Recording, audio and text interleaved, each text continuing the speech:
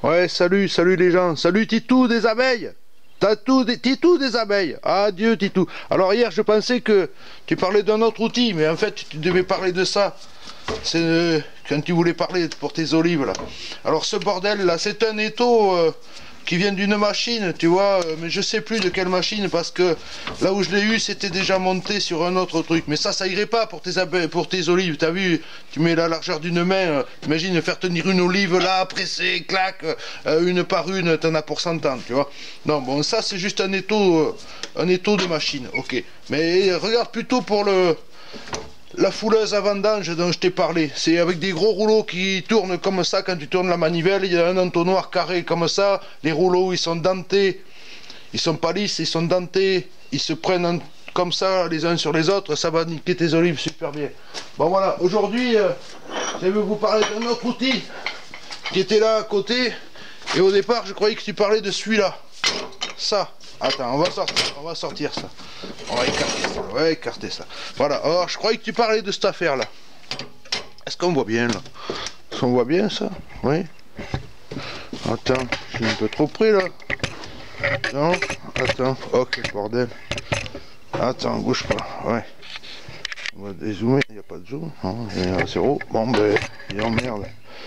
Bon, attends, faut que vous arriviez à voir l'affaire. Hein. Ok. Allez, stop. Voilà. On va dire que ça va bien comme ça. Alors, cet outil là, voilà. Ça, c'est un vérin mécanique. Un vérin mécanique qui vient de l'armée hollandaise.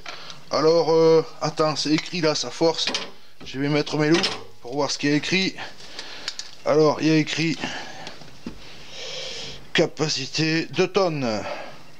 2 tonnes. Alors, ça vient de l'armée hollandaise. Au départ, je ne sais pas à quoi ça servait. Aucune idée, tu vois. Aucune idée. Voilà. Alors, de ce côté, il y a un cornière ici que tu peux foutre à poste fixe contre un truc, contre là où tu veux prendre appui. Tu vois, comme ça. Ou comme ça, n'importe comment. Et de l'autre côté, il y a une espèce de grosse bite là. Tu vois, qui tourne là, qui est vissée, qui est sur une vis. Une vis, je sais plus comment elle s'appelle ces vis là. Une vis très serrée. Tu peux pas avoir de jeu avec ça, tu vois, il n'y a aucun jeu. Et alors, ici au bout, est-ce que c'est le bon endroit là? Fais voir. Ouais, si je suis là, vous voyez. Bon, ok. Alors, ok, ici tu as une vis de blocage pour que ça s'arrête de tourner, pour que la vis arrête de tourner. Et là, il y a une tête à cliquer. Alors là, le cliquet est à 0, donc il tourne dans le vide, ok. Tu peux manipuler. Alors ce qu'il y a, c'est que le cliquet suit le haut de la tête. D'accord. Là tu tournes, tu règles, clac. Mais après, tu déclenches ça. Tac, tu le mets d'un côté là. Alors il faut penser que ça c'est ta poste fixe, ok. Je sais pas si on va bien voir, parce que c'est encombrant comme truc. Et là tu tournes ton cliquet. Okay. Donc il y a un trou ici pour installer une barre. Ok, pour pouvoir tourner ce cliquet avec force. Ok. Voilà, alors. Ok, ouais, il y en a marre de dire ok. Ouais, mais c'est comme ça. Quand t'es con, t'es con. Voilà, alors, donc, ça, tu fais tourner ça et ça monte doucement. Attends, hop, tu vois, là, tu fais monter la vis qui pousse ça vers là-bas, bien sûr. Ok, voilà, et alors avec ça, tu fais une force de 2 tonnes. C'est un vérin mécanique. Vérin mécanique. Et si tu veux revenir dans l'autre sens, bah, tu déclenches ton cliquet, bien sûr comme tout cliquet, ça va dans les deux sens, et tu fais tourner là. Ah, c'est chiant, moi je suis pas gaucher, alors voilà, tu re-rentres tout en fait. Voilà. Donc ça c'est un vérin mécanique. Ok, la démo, ça suffit.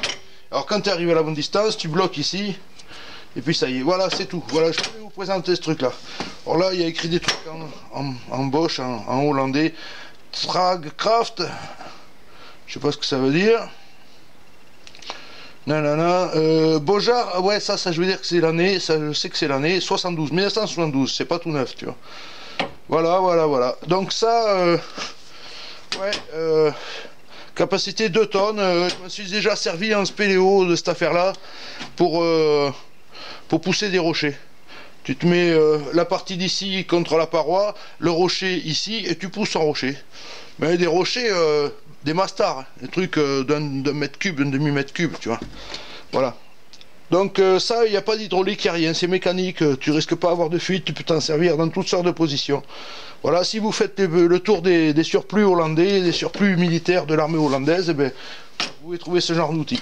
Alors je vous conseillerais plutôt d'en prendre deux, parce que avec un, c'est un peu limité comme action, mais enfin, tu fais quand même pas mal de boulot. Voilà, bon allez, fais voir, on va se péter un gros plan sur l'outil. Allez, attends, fais voir. Voilà, alors voilà l'outil. Ok, tu vois, ça, c'est la partie qui est en appui sur ce que tu veux pousser. Ça, c'est le cliquet qui permet de faire avancer ou reculer tout l'ensemble. Ça, c'est la vis. Ça, c'est la vis de blocage de la vis. Tu vois, une fois que tu arrives à la position que tu veux, tu bloques ici, ça peut plus tourner là-dedans. Et ça, c'est le corps. Voilà, le corps de l'outil. Et là, ici, hop, c'est l'endroit où tu te prends appui. Voilà, allez, c'est tout. Je vous laisse là-dessus. Voilà, alors attends, l'outil chibrancé, vérin mécanique. Voilà, salut les gens.